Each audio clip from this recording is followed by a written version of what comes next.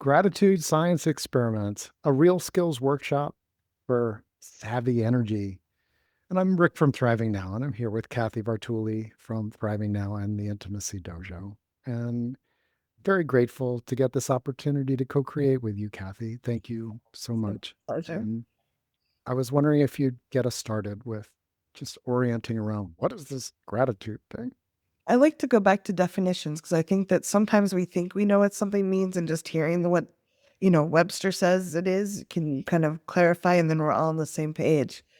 And I Gratitude is the intentional recognition and appreciation of something good. It can come from outside you or inside internal.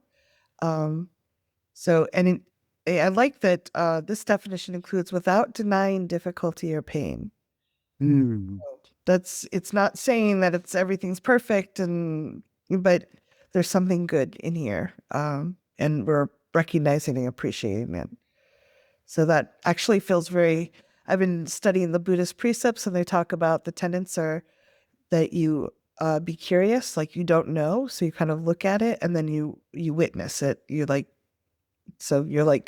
huh, what is this thing? And I'm noticing what I appreciate. So that feels, and then the third one is to take loving action. So those are, I think those fit here. So if I'm really grateful, I can say, hey, Rick, that was so sweet that you let me talk to the kids for 3 hours on your phone. oops.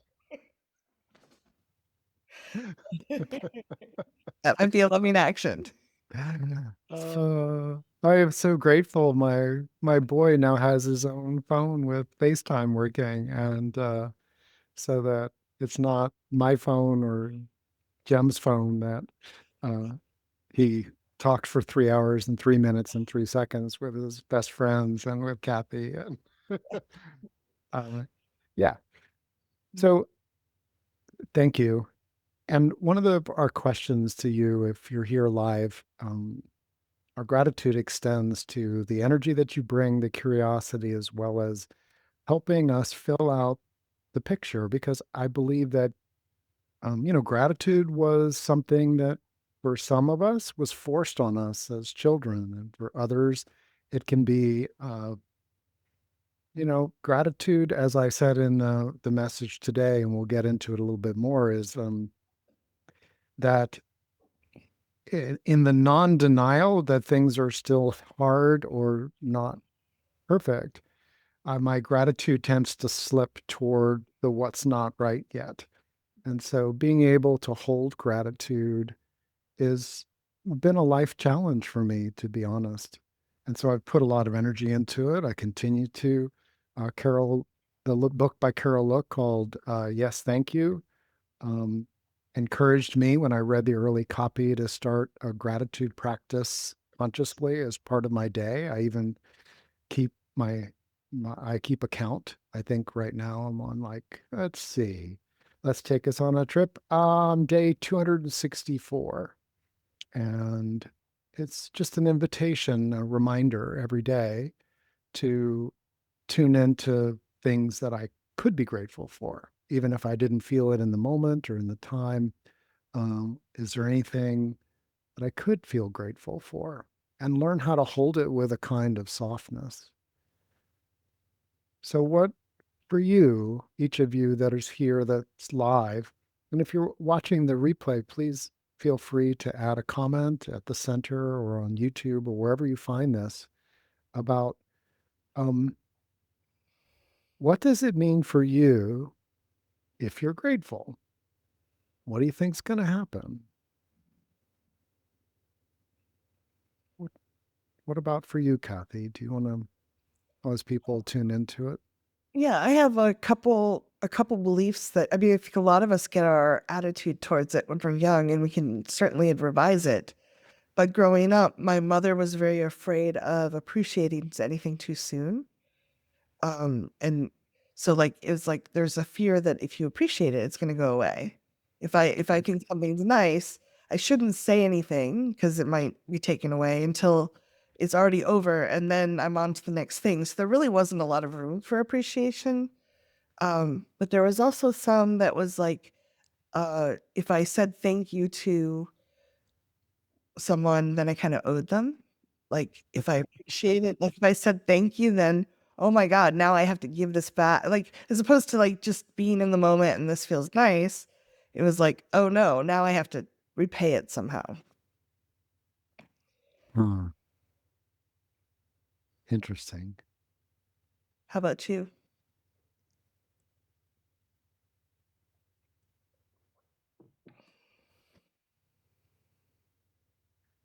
I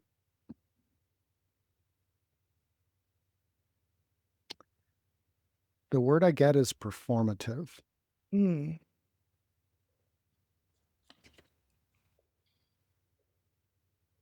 I can see us sitting around the table and saying grace. And I know the intention was to feel grateful for the food, the people who made it, people who raised it, brought it to us. There was a legitimate, like, we're to be grateful for this. mm, But there was no pause. mhm, There was no rarely a sense of heartiness. Um, does that make any sense? It's like God is good, God is great. Thank you for the food we ate. Um, it it it was we're supposed to be grateful people. Good mhm, people are grateful people. Um, that's very different from the kind of gratitude that I understand now, which is dropping into a connection between me and something of creation. You, um, my a mindful children, presence. the trees swaying in the breeze rather than cracking and uh, coming down. Um, yeah, uh, feeling a connection and using that connection to radiate and vibrate and tune to what we've labeled gratitude. It's a sense of the blessing of it, the appreciation of it. Mm, Um, but I get that where, if I love having this and then it goes away, well, I love having my new 10-speed bike. I just love it. And then it gets stolen and it's gone and there's no money to buy another one. That's not going to happen. And those types of experiences can carry over, I think, into what would be a normal for people that are actually have some blessings in their life. mhm. Well, there might have How been can we tune someone to when that? we were little that would actually, an older brother or bully at school, if you liked something and you said it, that was a top prime target. That would be like a bull waving a red flag in front of a bull. Um, Mm, that's a good point. Without sufficient safety, expressing our gratitude out loud. And the same kind of thing, like if we're in a more of a primal exchange kind of thing, tit for tat, yeah. I do something for you, you do something for me. If I'm grateful for what you did, I'm Well, I acknowledging the know the debt. price of it. Yeah, I've just acknowledged the debt, especially if I'm really touched, if I'm really impacted in a positive way by what someone did or who they were for us. Does that create an obligation? And in our real skills work, we do a lot to free ourselves from obligation so that we can operate from a different place. It doesn't mean that other people are necessarily not wanting to obligate us. um, but if we don't feel the obligation that comes in some dances with expressing gratitude, then we can be more free to feel it ourselves. And um,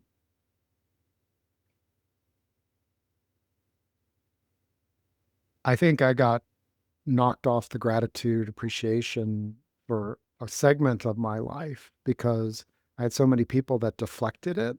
Mhm. So if you really appreciated somebody's skill, their gifts, their generosity, their kindness, their thoughtfulness, and things like that, and they say, "Oh, it was nothing," Mhm. um, Which is something that's in our society. It's kind of polite, like, oh no. yeah, and it was really loud in the groups that I was with. Um, there was almost a like, why are you saying this? Why are you saying this and sharing this and feeling this? It was no big deal. I today, gratitude, people that express gratitude are a hugely big deal. They make my life, my work, my family's existence in the world just so much sweeter and brighter. And every increment, I know that my capacity for gratitude is much higher than I peaked. I haven't peaked yet. Got a long way to go. And I'm grateful that every small increment, like these over these last 200 and some days, even just touching on things like, I don't want to be grateful for today. There's one day where I said, I am so grateful this fucking day is over. Sometimes we have to Right? Like start. that was it. Yeah. Good night. And yeah, it doesn't happen very often. And what's interesting too about gratitude is if it becomes something that you're checking in with yourself, you'll notice that I notice that I have ebbs and flows. And as someone said, if I'm off kilter, like if for 3 days straight, there's very little that I can point to, it means that I'm really not noticing because I could notice a dozen things right now, maybe 100 things right now that I could be grateful for. And if I'm not letting those land, it's a bit like for me energetically, as if I wasn't drinking enough fluid and I was getting dehydrated. And once you get dehydrated, you kind of enter this famine mode sometimes where you're so dehydrated that you don't even want to drink anymore. Well, if And someone shared, I need to get back to gratitude, I've lost it. And I've had that experience where things just were going so badly and like from multiple angles. And it was just like, I felt shut down. Like the well was that someone needed to prime the pump and it took a while to get there. yeah, so do you want to touch on some of the chats?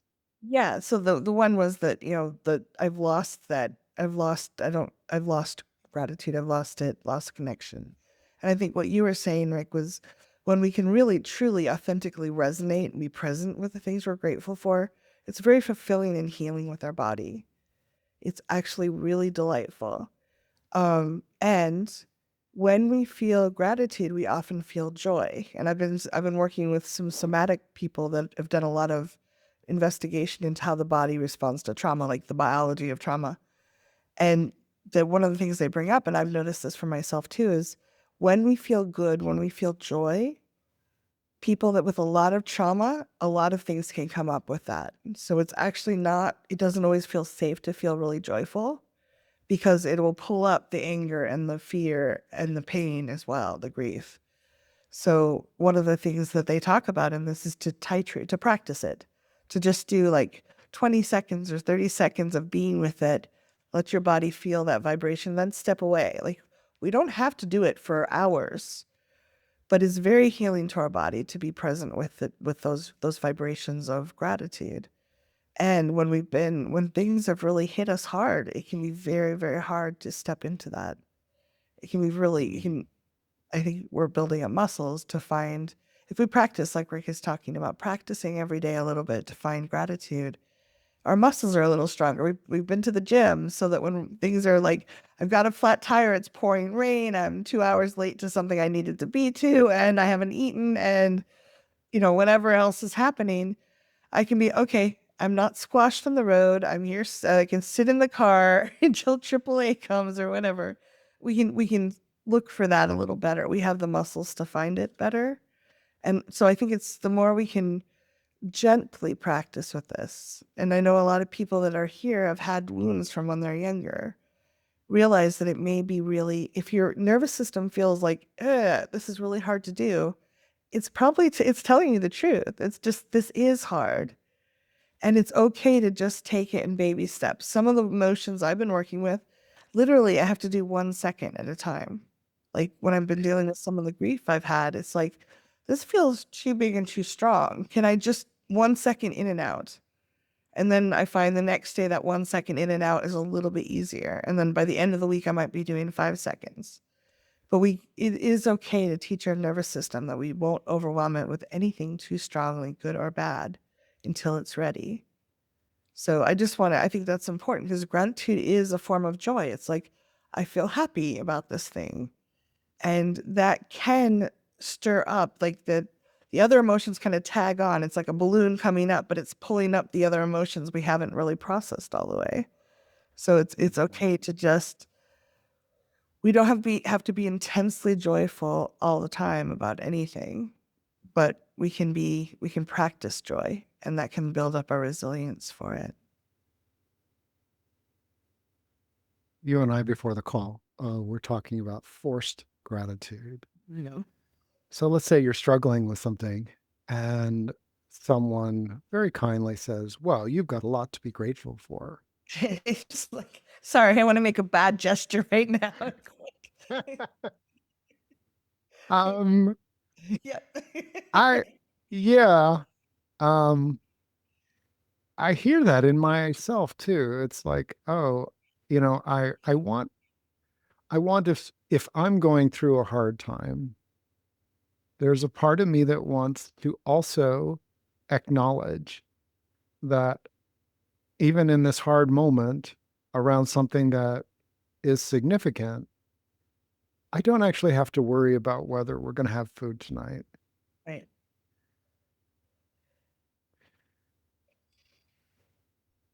There's and I've worked with clients, and there were times when the only thing left in the pantry was that 10-cent macaroni and cheese, and we didn't have any butter or margarine to mix with it. So it was the water version of that my brother and I ate with my mom. And you know, I don't there's a part of me that is grateful that that's not where I am or likely to return to. And also, what we're struggling with now is our leading edge. What you're struggling with now is your leading edge. That if it's not about survival, it doesn't change that the things that your ancestors used in terms of their own uh, showing up for that help them survive are the same things, and they're both primal and hearty. It's about devotion and a lot of things, but it still can be your edge where you're carrying more or having to move more than one person can. And even with the help and resources you have, it may still be like, this is piling up. It's a lot. Um, the subject of this workshop is gratitude science experiments. And I don't mean like go out and find the science about gratitude. I really mean you can have your own hypothesis. Like, yeah, well, what if there's something about the way that I show up each day with this struggle that if I took a few steps back and I looked at me, I'd actually notice something like, wow, she has a lot of courage or devotion. Like, if you look at how she rises in the morning and goes through her day, it's not a constant, but there's a lot of devotional action for the people that she loves. Oh, look, he recognizes that it's not his time to get affection and caring. He's taking care of things quietly that need to be taken care of, while other energy can go toward those that really legitimately are struggling. Oh, he could be grateful about that. If you're talking about yourself, like there's a little experiment, like, yeah, was that active in me all at all today? Well, actually, yeah.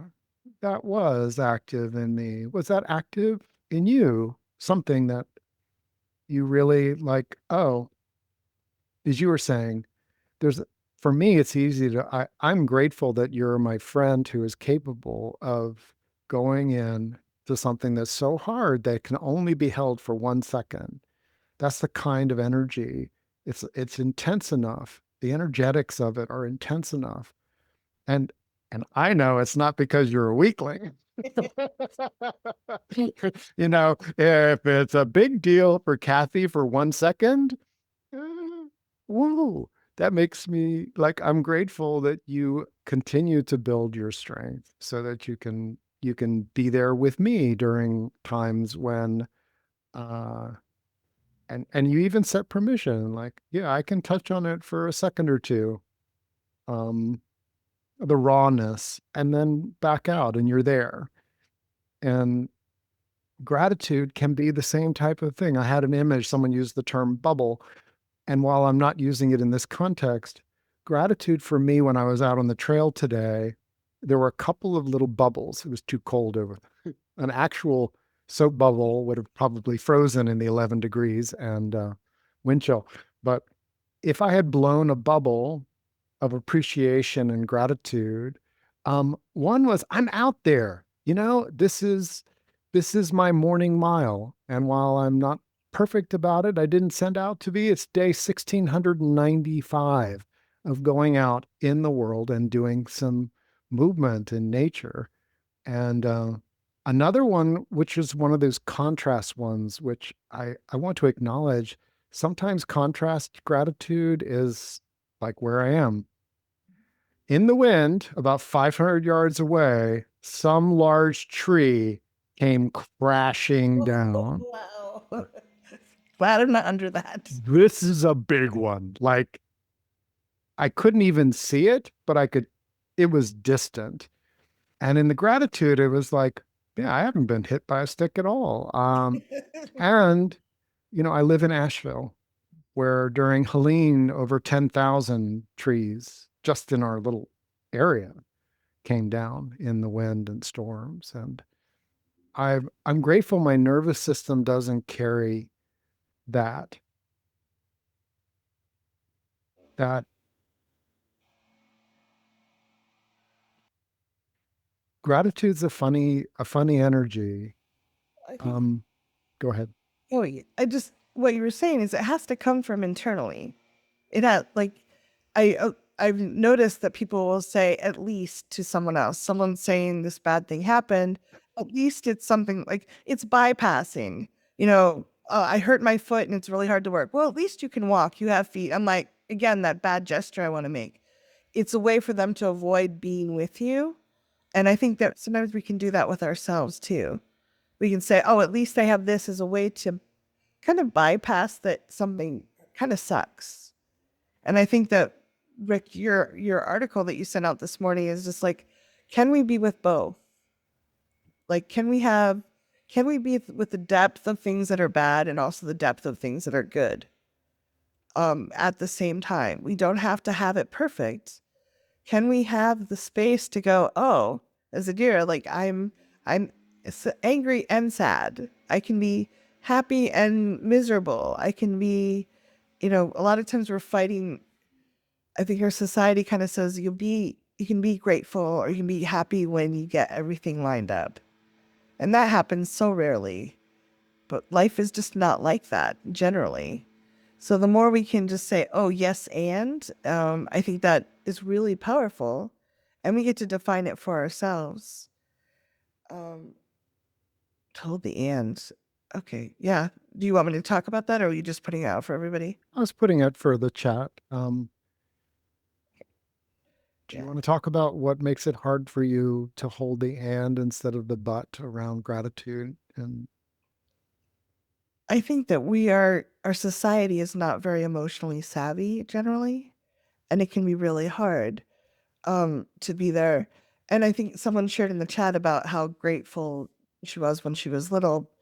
Um, there was a lot of scarcity, and parents didn't always notice her needs. So there was a lot of like kind of a, it sounds to me, I might be reading into the words, but like kind of a desperate gratitude.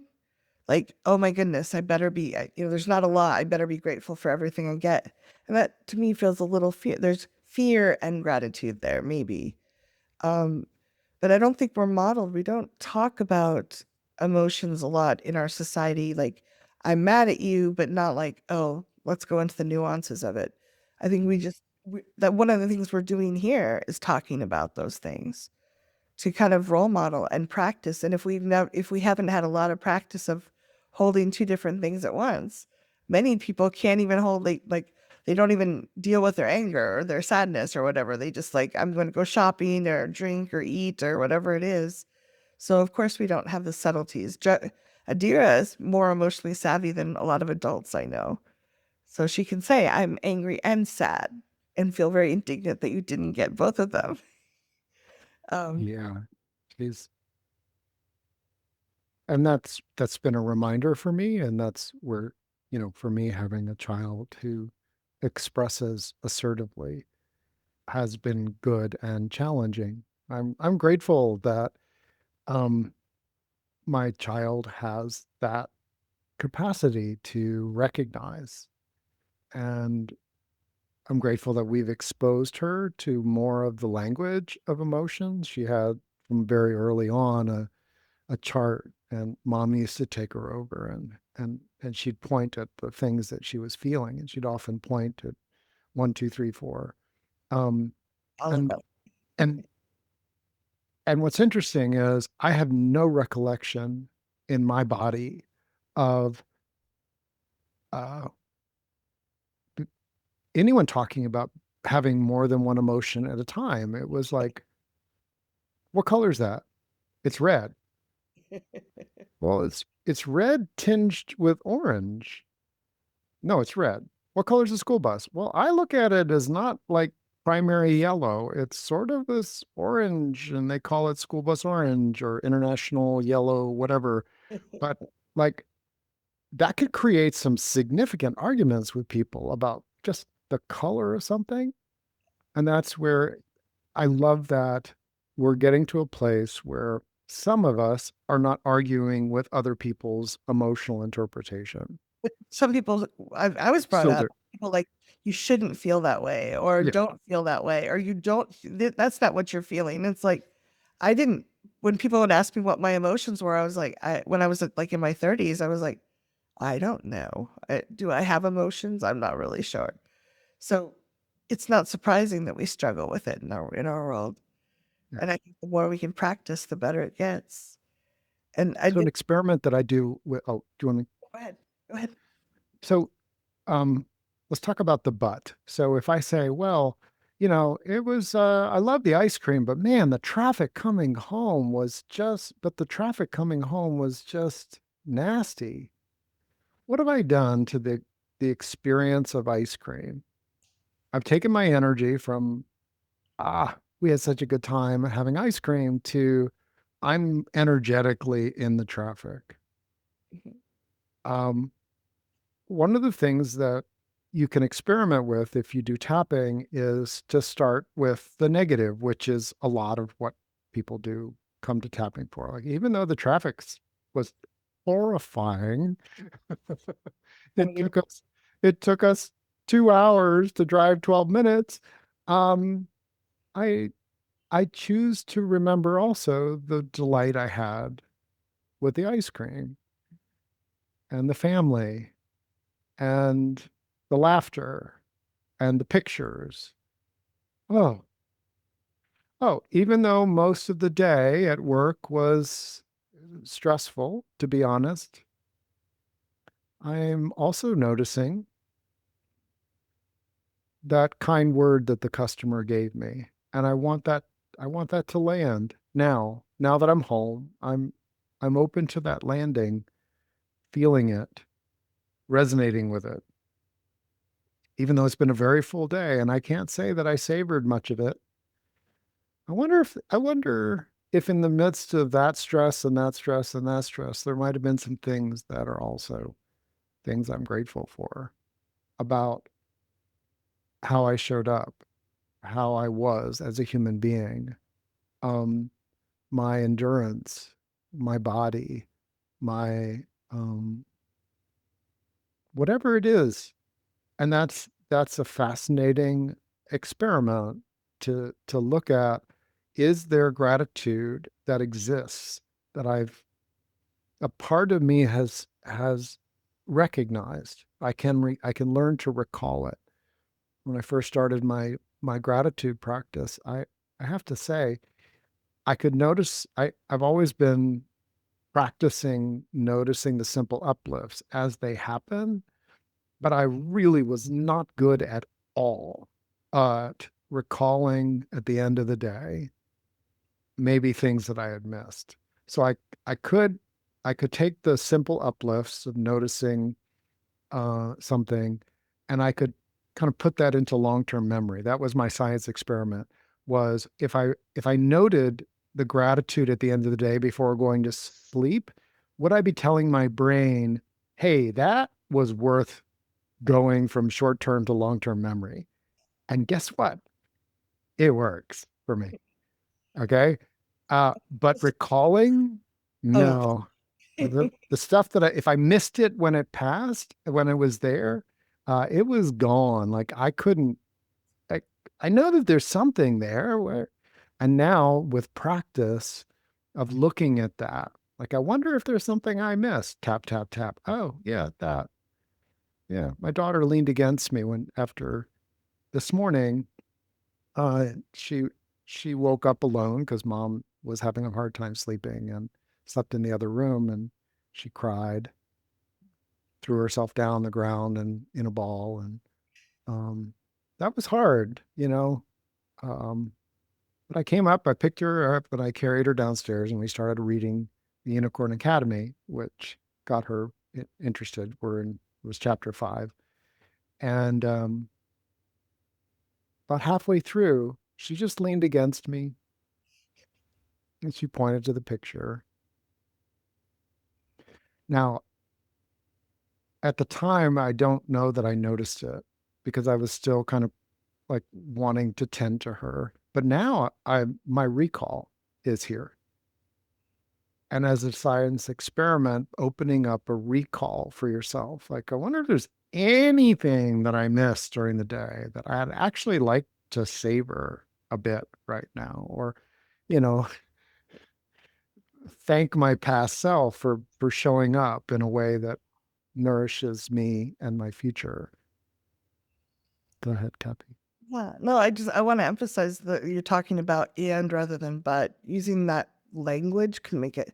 When we say I had the ice cream was great, but the traffic was bad, it kind of puts a period on that, and it's like the gratitude's over, the experience is over, it's done. And I think that also encourages spiritual bypassing because people don't want to look at the negative things that would kind of mix into their glow soup of whatever they're making. When we say and, we give ourselves permission to feel both. The traffic, the ice cream was great and the traffic's kind of, I get to have the experiences I'm having right now in the moment and be with all of them. And I think that's it. We don't have to pretend we're not frustrated with the traffic, but we still have room for the ice cream to be delicious and maybe, okay, now I can look at other things I can enjoy. But I think a lot of this is about being authentic. And when we try to force it, rather than just allowing ourselves to notice and be present with ourselves, um, for me, I notice a strain and kind of a resistance when I'm trying to I'm going to come up with 3 things right now I'm grateful for. And I'm going to do, going to make sure they're good. And there's I don't want to, but can I just breathe and be quiet with myself for a minute and notice, are there things I'm grateful for?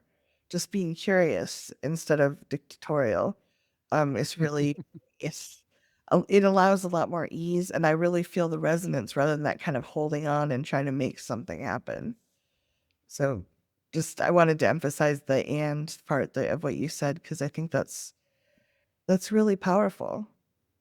And I also wanted to say something. Someone said in the chat they were very appreciative when they were little. Again, that kind of fearful appreciation, but they also kind of want to be able to take things for granted.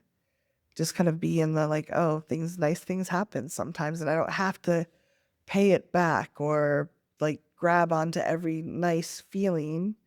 I know when I was little, I often felt like I had to grab onto the good feelings and hold on real tight, as opposed to like, oh no, life is pretty okay and I can just flow with it. And so maybe tapping on that, that feeling of I've got to hold on to everything I get might be something that could help ease that a little bit. Because there is something nice about like Adira just assumes that people are going to love her and do nice things with her most of the time. And I think that's a nice way to walk through the world.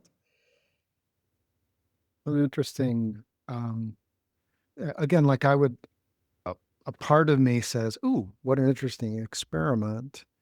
Um, like, oh, I, I, I appreciate that I get to take for granted what, like, um, if I had an unreliable car and it started on a cold morning, I would be so grateful. Oh, it started. The heavens have smiled down upon me. I've had unreliable cars, but my car right now has a new battery and he is significantly reliable. And Yeah. I take for granted that when I go out to start my car, that it's going to start. And as I tune to that as an experiment, like what do I get to take for granted? How wonderful. Oh, you know, I I get to take for granted a lot in the relationships that I have. Now, taking it for granted doesn't mean not caring about it. It just means that I'm not having to track it all the time. It's not a question mark. So it's like an answered question that that person loves me, that that person values me, and I get to live in that reality. I get to live in the reality of what? And um that's an and because as soon as I go there, I notice the but. You can hear it. It's like, but, but there's so much we better not take for granted, right? Because it's not, it's not reliable and robust and fault tolerant. It is something that we have to tend to, and there are things that are like that. I can, I it come when you think about your health, and when you think about food, when you think about other things, there's probably a spectrum of, hey, I get to take it for granted this week, like that we have enough food to eat. Yeah. And the end of the week, if it's true, it's like, oh, my science experiment came true. And I appreciate that I got to not have to worry about it quite so much. Um, what I'm inviting in this skillful look at energy is how can we, if gratitude really is a nourishment, it is vibrationally saying to our body, um, at least for this moment in time, I'm allowed to tune to something which isn't life or death. My I I have the space, this moment, this, bubble floating away and then pop, but that's fine. It was still fun bubble. We chased it around the driveway with Adira. Um, and I get to savor that for a moment. I get to be with it for a moment. I get to acknowledge it for a moment. What does that do inside of us? And if you don't feel a bit of an a settling and an uplift from that, I believe that there are experiments that you can do. Like, what if I really settled into the gratitude I feel for being able to take this for granted? Yeah. It may not be, physical stuff even. It may be energetic stuff, spiritual stuff that you're like, I just know this. I don't have to tend to it constantly. It's not like that flower that's on our table that if I don't, we were given a flower. Um, if I don't water it enough, it starts, I can't take the flower for granted or it's going to dry out in the winter heat. Um, but I don't have to constantly be worried about watering my partner. And we we have a kind of connection that just naturally tends to each other. It doesn't have to be something that I'm thinking of all the time. There's a certain level of devotion that I really can not have to tend to every single minute of the day. And yeah, what does this bring up for folks if you want to share? And you don't have to. We welcome you to be a listener and a participant. Just you being here helps to co-create it. Kathy and I are more than capable of talking and engaging around stuff, just one-on-one. We do all the time, almost every day. But this is a special space where people's energy and attitude and some of the things that have been shared by email and who we know is here. There are some people that I know better than others. Some that I've known a long time and a long time ago. Others that are still very active in our uh, our Thriving Now circle. Um, I think so it's I go ahead. important for people to, when we share in the chat, we're putting ourselves out there a little more, and it tends to make us feel more involved, but it also can bring for me, when I share and participate, it helps me access the information deeper, and it often gives me more insight. So it's not a demand in any way, but an invitation. I love what people have shared, because when we do share, often we'll see things in a different way. Um, so our invitation is always to take it to the depth that feels good to you. But I just want to remind people that sometimes I feel selfish when I'm putting messages in. Oh, I'll distract from someone else or whatever. And I'm like, oh no, I can add by being in there. I'm adding to the richness of the broth that we're making together. Yeah. Someone brought up a situation, and I think that in the general sense, there are things that happen to us. There's no part of me that was grateful for the abuse I suffered as a teenager. Looking back at it as an experience, as a time period, and what it did to me, I'm not grateful Mhm. that it happened. Yeah. I can be grateful that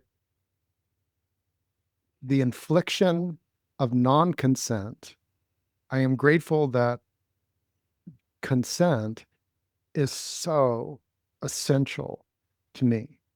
And not in as fearful a way as it could have. I've really like, the work that we did with Cuddle Party and other things, Kathy, and you and I've been discussing, like, how do you create a container where consent um, adds the richness, the yes, the sense of yes, yes, yes. And consent makes that possible for me. So I can be grateful of the man that I've become, the lover I've become, the person I am that took that shit and composted it and has grown some pretty good things, in the same way that if you get cut off from a relationship that mattered to you, and there's some real heartache and pain from that being a truth, like I so wish it didn't happen that way. And here I am. And and hey, I'm learning. And I can hold the gratitude for who I've become and the freedom that I have, and that been a right distance, right depth. Uh, this has meant that I am freer from certain energies, and it's given me more space. Well, And it gives you a compassion too. I've noticed, like, I felt very safe sharing about my abuse because you shared. I knew that you. I guess I've worked with people that have never walked in those shoes, and it's like they can tell me from the outside what to do, but they've never been in that space. So it's just the compassion and the insight that it brings. I'm so glad that you were able to take that shit and use it in a way that helps other people heal. And I try to do the same with mine. It's like, oh yeah, I've never walked in that particular those shoes, but I understand what it's like to have your choice taken away and to be very scared. I think that we can. I love that you're digging for the in a pile of shit. How do we find something good? And maybe it's the way we've dealt with it or what we've learned from healing from it. there would have been a lot of points where if somebody had prematurely told me, Oh Well, yeah.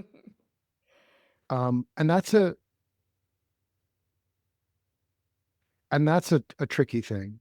Like I I know that people want us, who love us and care about us, want us to recover from trauma and um or recover from cancer or recover from a lot of things. And um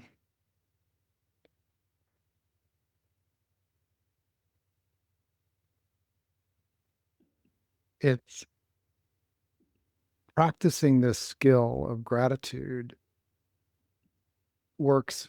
I'll just share that there's a lot that's happens with people in my world, and I'm profoundly grateful for certain aspects of it or how they're showing up.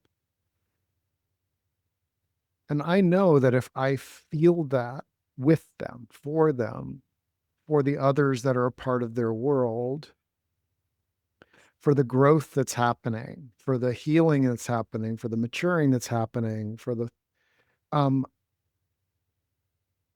I like who I am in their world as a holder of a larger perspective. I can't think of many cases where if I were to slather someone with all of those aspects, it would actually be helpful. No, it has. I think it has to come from inside, and we have to process some of the hurt before we can see that. Um, and there's to try to force it again. There's been times I've got to be grateful for something. Let me find it, and that it doesn't. It never felt authentic. It felt like a lot of effort, and I didn't feel like I was vibrating with the energy of it. So if we're mad or if we're upset or we feel like we lost it, maybe we need to do some tapping on I've lost it and it's never coming back and I refuse to have it ever again. And then once we've, let some that have some voice, maybe we'll find time for or something a little more for space for something that we can see that might be something we're grateful for. Mhm. In another workshop, I might answer this question differently, but I want to look at this question because I think it's a powerful one. How do I write distance, write depth, um, write yes with someone who is always asking for help instead of researching things? They always want more from me, almost more than I can give.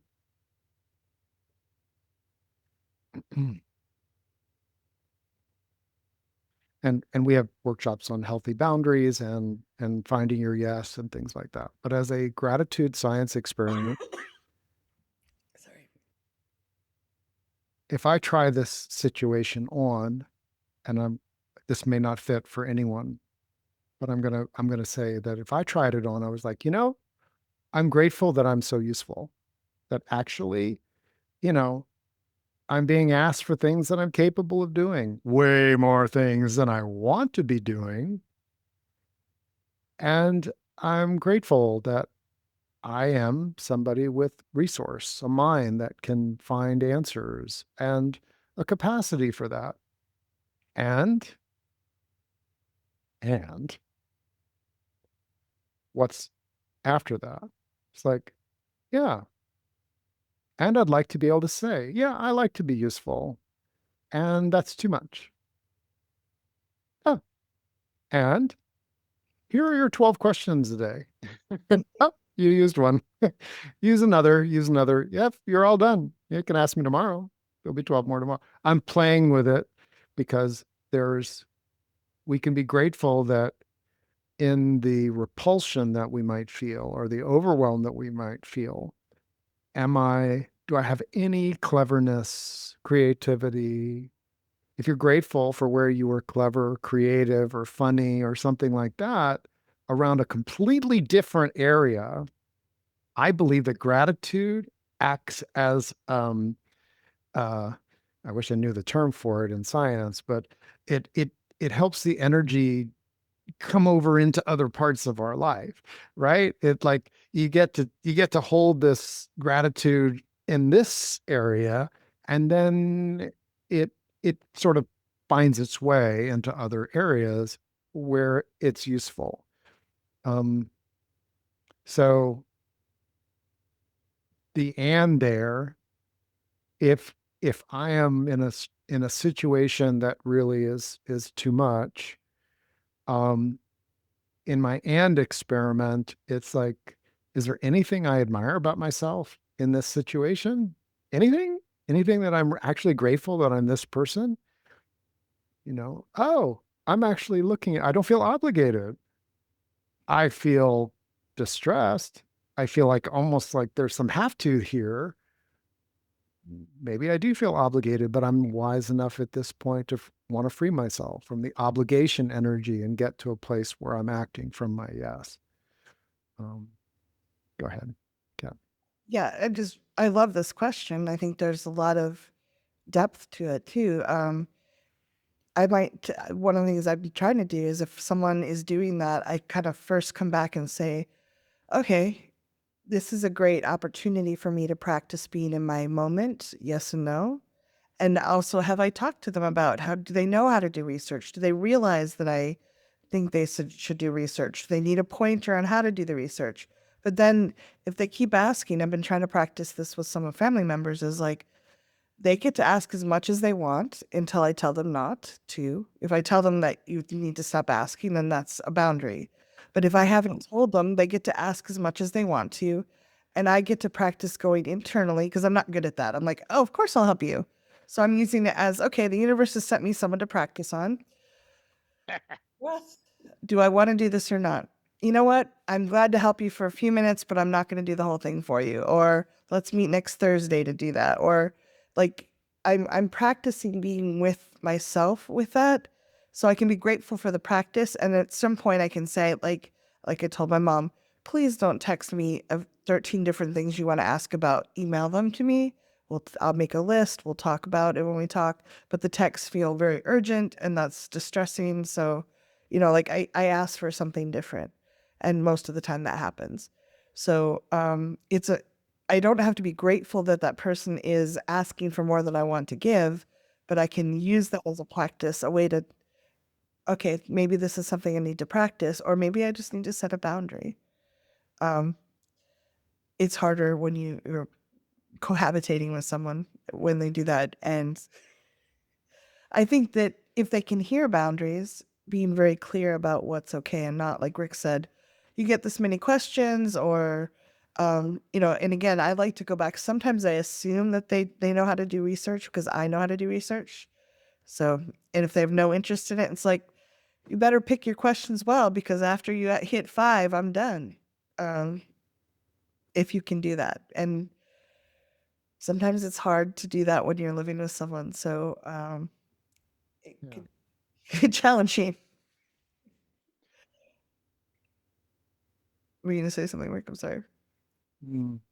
Uh, I didn't set an alarm, but we're here at a point where we're going to take a 7-minute break, if that's okay, Sounds good. and gives people a chance to integrate. Um, and again, I we're not trying to coerce gratitude to where it doesn't belong. Yeah. And my hypothesis, and there there's quite a few studies about the influence of gratitude and gratitude practices on someone's sense of thriving, particularly thriving anyway. So if you live with someone and he's losing his memory and now he's becoming more and more reliant, um, it may be that in that specific container, the gratitude is just doesn't feel like it fits. Um, just as I know this person and I love their sense of humor, and when it pops up on my timeline, um, there's often a smile and the like. And there are places where humor and moods that I'm in that maybe humor doesn't fit. In the same way, there are places in my world where um, gratitude for who I am fits, but not gratitude for the situation. Does that make sense? Yeah. I think part of the energy savvy here is to, as you said, Kathy, have it be self-generated from that inquiry. Um, what could I actually feel good about being grateful for? The small area of my life.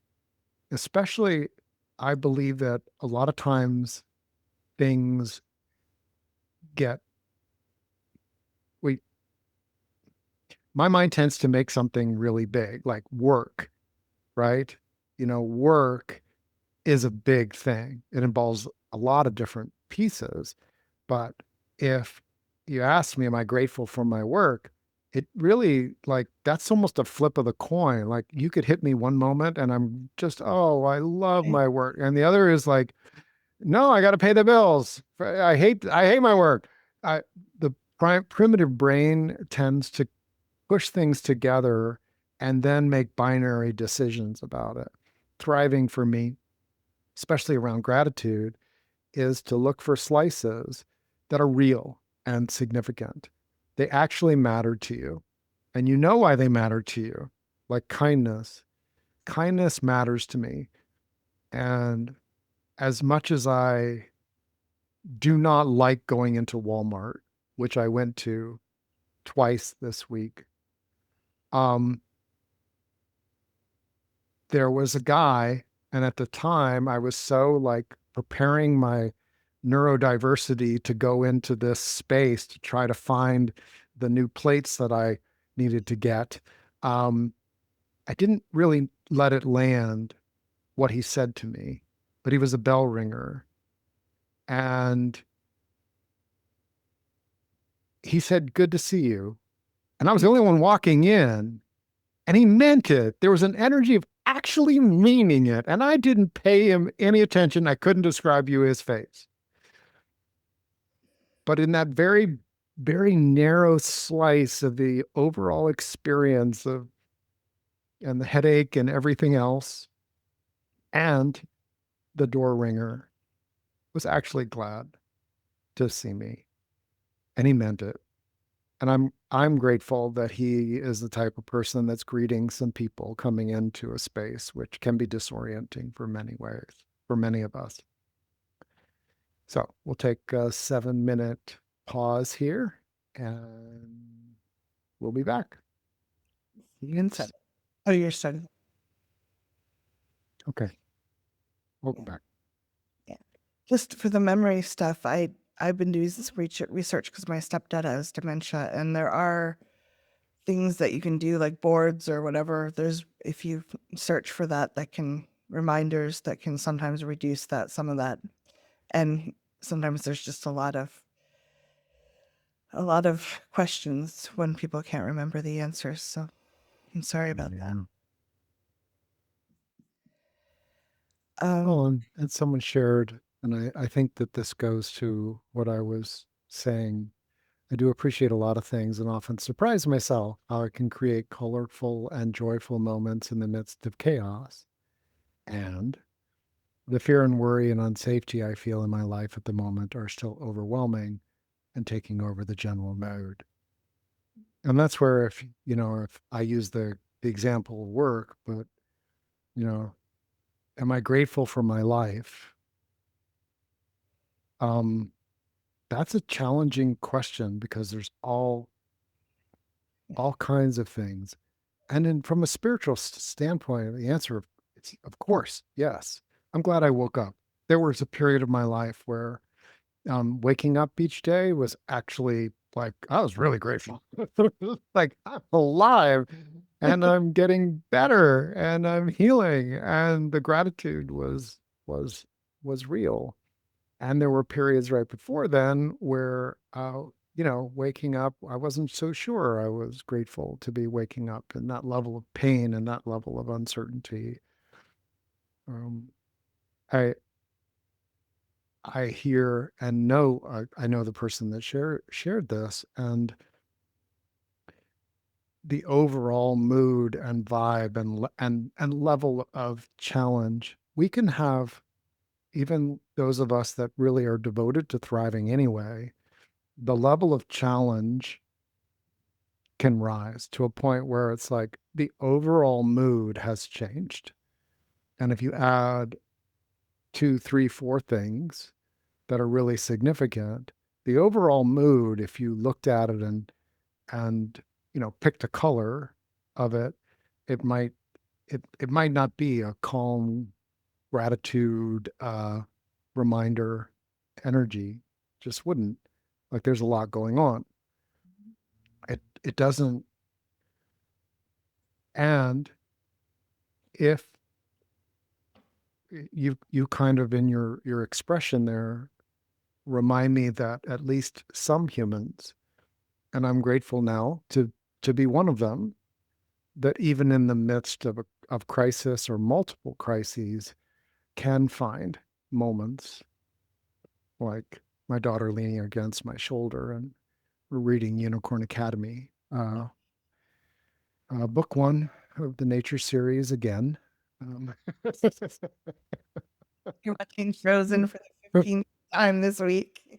um, yeah, if we look at is it possible for me as a human wired the way I am, growing the way I am, developing the way I am, challenged the way I am, distressed perhaps in the way I am, and the people I'm caring about, um, are there slices where there is some color, where there is a star to navigate by, um, in the midst of a dark sea? Um, it's not it's I don't think less of people that really that's just not where their nervous system can be. Um, there were definitely times in my life where I had so much, in retrospect, I had so much I could have been grateful for, and it would have been nourishing to me. It really would have. Like, if I wished something back in time, it would have been like for Ricky to have a buddy that he could actually like tune to what's really cool in his life amidst the blah, right? Like that would have been really great if I could go back, like, hey, what's alive for you, buddy? Anything you're enjoying, and hear the but and help him, be in the and of it all. Uh, that would have been great. But my nervous system at the time didn't have the support and the space to have that. I didn't have anyone uh, that really had that orientation.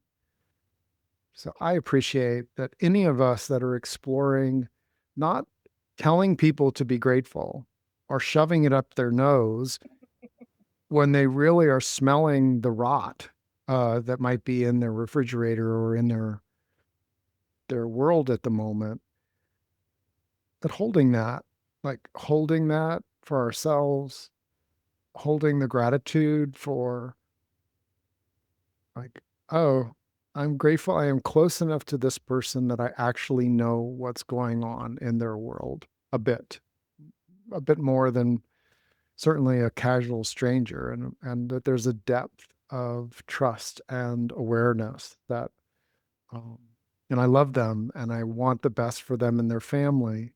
I truly do. If we if we are holding some of that energy, I really do think it allows for those people that we're connected to have moments of color and love and realness, um, to cry, you know. Um, yeah. I don't know if it's applicable or not, but it's something that has come up for me when I've had rough times as an adult. Um, I think that old traumas are best dissolved in some somewhat similar situations sometimes.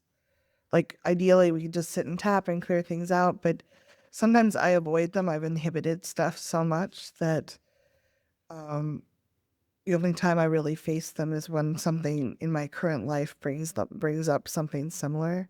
And I have the analogy of to get out an oil-based stain, you need an oil-based soap. So sometimes when I'm not, I don't ever appreciate it happening. But when I am facing things that make me very sad or very scared or very overwhelmed, I try to hold on to maybe this is a time where I can kind of learn how to process this better and let some of the old stains that are still buried in my soul to um, get cleaned out as well. So I don't know if take what you like and toss the rest. It's not a telling you that this is happening for the good at all. It's I hate every minute of it and I gnash my teeth and kick my feet and um, but I have found sometimes that I have cleared things that I didn't know I don't think I would have ever faced them in this lifetime if I hadn't had something that resonated come up hard. And then it just kind of like the universe is like, yeah, well, so sorry, but this might be the only way you're going to look at it. Or, I'm not quite sure how it all happens, but um, that's given me some hope as I've gone through it. Sometimes sometimes I feel like I was just holding on barely, and that gave me something to like, maybe there's something on the other side of this that's really good.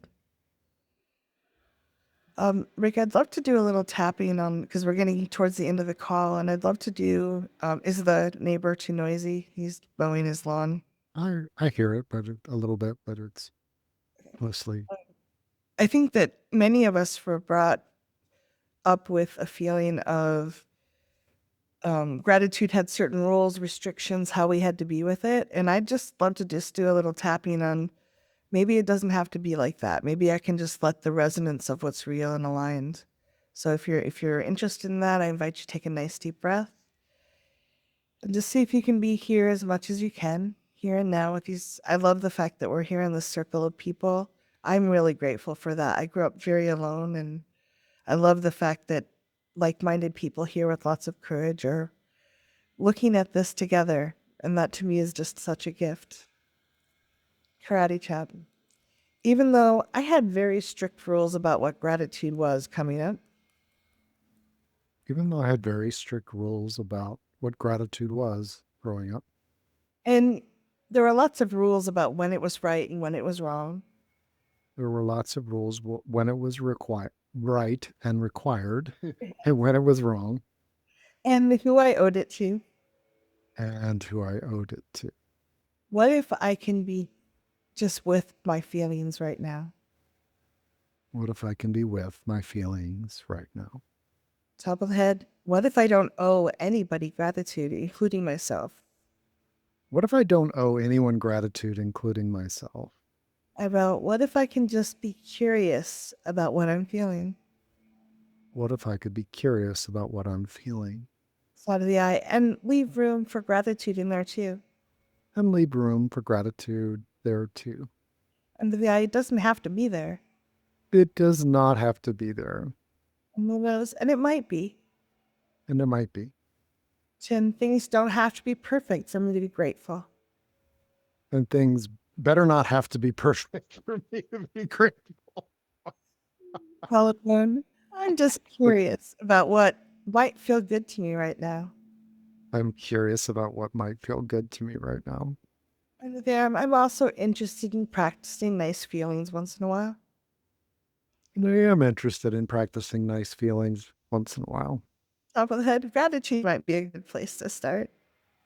Gratitude might be included there. I'm curious what I might be grateful for. I'm curious what I might be grateful for. And I just invite you to take a deep breath. And I'm trying to notice for myself more when I push myself versus being still and quiet with myself. And I try to give myself a little more space rather than, oh, I need to go there. It's like, can I be here first? Can I be right where I am? And there's nothing wrong if you need more, you need to process more anger or sadness or fear or whatever's there. Like the emotions we have are authentic. And when we try to make something happen, we're kind of like grabbing it and kind of steering it. It doesn't really flow. at least in my experience. I can definitely draw my attention places, but when I try to force something, it doesn't feel resonant or healing. Uh, and one of the thoughts that I've been exploring recently is that people that work with people in trauma who have a trauma is that when we can be present, it's also a very Buddhist approach. If I can be present right here and now without the overlays of other things, it's very healing to the body. It's very fulfilling. It allows the cells in the body to heal. So, um, if I'm trying to make something happen, I'm in the future, I'm in the past, I'm above where I am, as opposed to just dropping in. Can I be here and now as much as possible and just let be what is, including you for like things that might feel good? That's an interesting invitation. And I have a hypothesis that at times when I was most distressed, I actually wasn't with what is.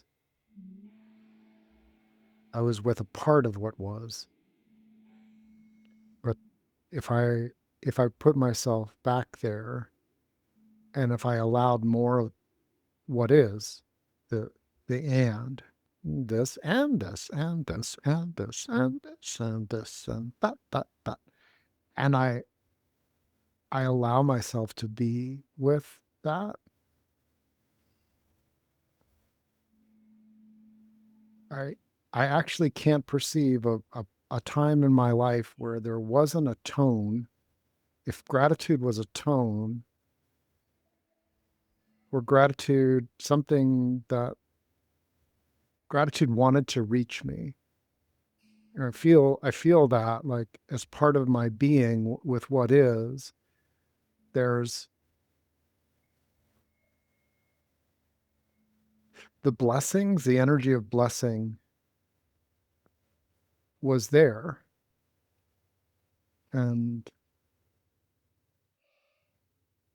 and as I said, in my gratitude experiment here, 200 and some days of it, there are days when my I can't be with everything that is. I can't sit right then. I need to say goodbye to the day and not try.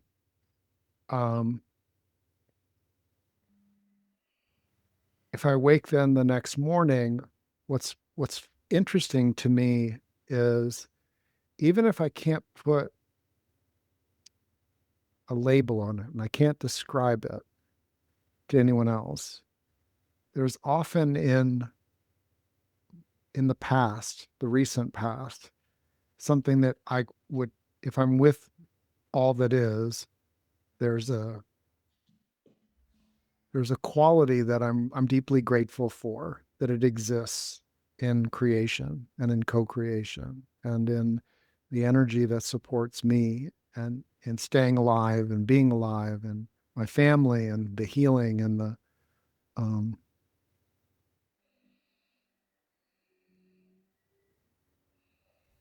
and and I'm sharing an experiment of becoming aware of not requiring myself to tune to that, being aware that it exists. And it's a bit of a different tone than love. And it's a bit of a different tone than kind of a willingness of support and the like. It's an isness that like, oh, I'm grateful for that isness. And it is something that actually I can take pretty much for granted. And when I tune to it, that isness, there's there's a nourishment that comes from it, like hearing, feeling a vibration that just works for you and works with you. I love it. I love thinking of it as an experiment because that means we get to try different things and see what works and what doesn't. And I'm someone who'd be like, I'm gonna feel gratitude 5 hours a day, and that wouldn't. And my nervous system be like, nope. Well, So we can challenge you there. see if you feel gratitude for this anxiety. Yeah. Um, yeah. So I like the idea of just I like the being curious part of it. Like, how can, what is there and how can I experience it and what works for me to help me feel better in my life? And life is really kind of an science experiment where we're just kind of like, how do I get through this without looking, without falling flat on my face too often? And what can I learn from falling down on my face?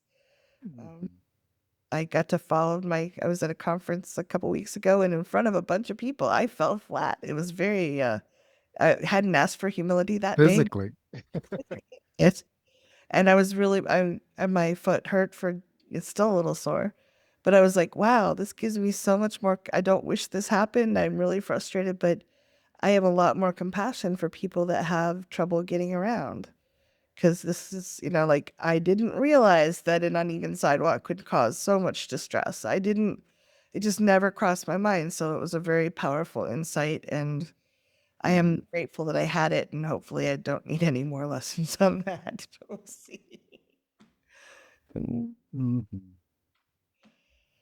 Yeah. Thank you all. Appreciate you. Um, yeah. And I'm grateful for those that are empathetic and prayerful and sensitive, that are sending energy to my family and to my boy. And um, it's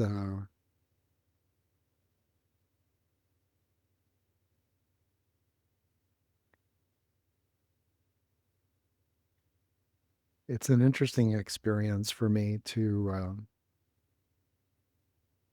have, you know, started with just more, yes, thank you, universe, thank you, universe, thank you. Um, and to get to a place where um, you're just really tender in finding the heart of a matter. And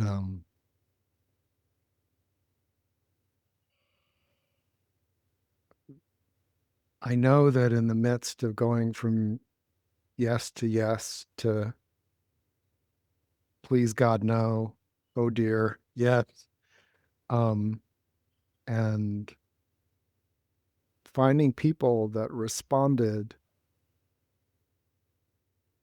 to the kind of hearty gratitude that we were holding and continue to hold.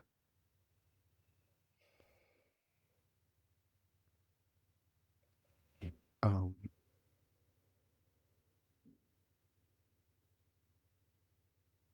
it's just deeply nourishing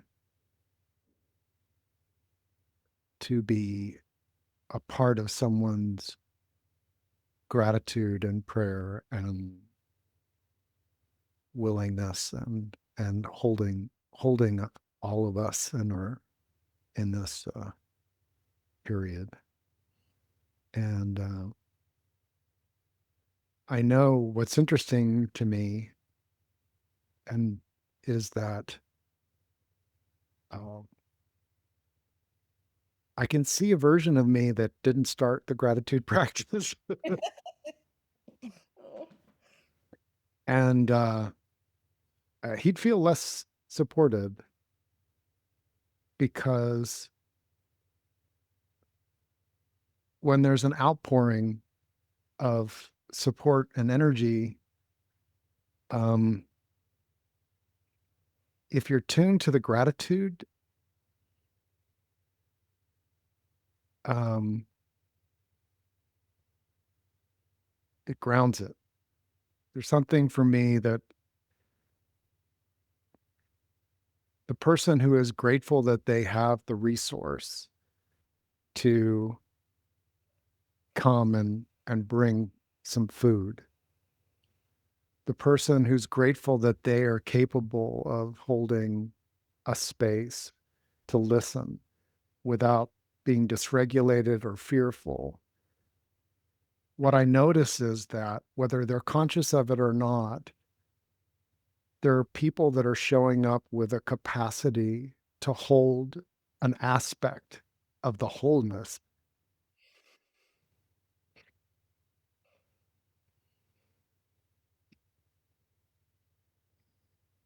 And it's not in the doing, it's definitely in the being.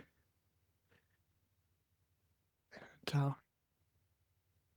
it's really tender and beautiful. And I'm very grateful. And thank you. I'm going to stop the recording there. And I want to say something that's off the recording for the people that are here. And I'm just going to do that. Thank you for joining us. And more to come.